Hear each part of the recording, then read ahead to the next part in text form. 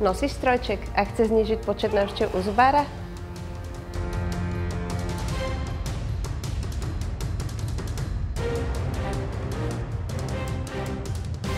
Počet návštev u zubára skutočne vieš znížiť. Ako?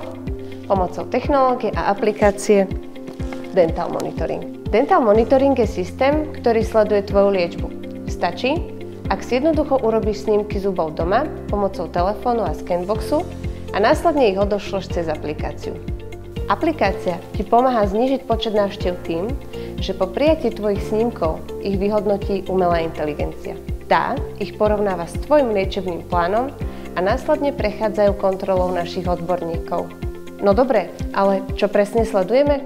Umelá inteligencia identifikuje problémy ako nedokončený posun zubov, nesprávne nasadnutie alebo dosadnutie strojčeka, uvoľnené alebo odpadnuté pomocné prvky a iné.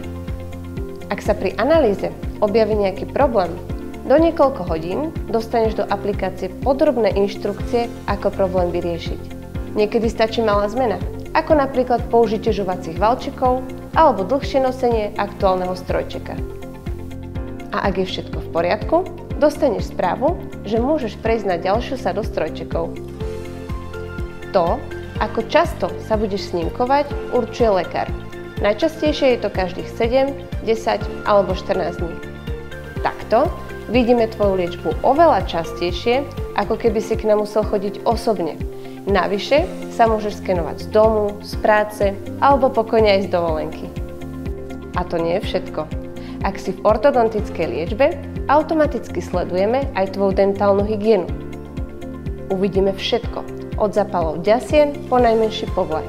Presne ako keby si bol u našej dentálnej hygieničky. Vďaka spätnej väzbe zistíš svoje nedostatky a vieš tak svoju hygienu zlepšovať. Cez aplikáciu si vždy v kontakte so svojou ambulanciou. Nemusíš čakať na zdvihnutie telefónu a všetko vybavíš cez chat v aplikácii. Vieš čo? Liečba strojčekom nemusí byť časovo náročná. Ak chceš vedieť viac, napíš nám do komentárov. Ak sa ti video páčilo, daj nám odber a like.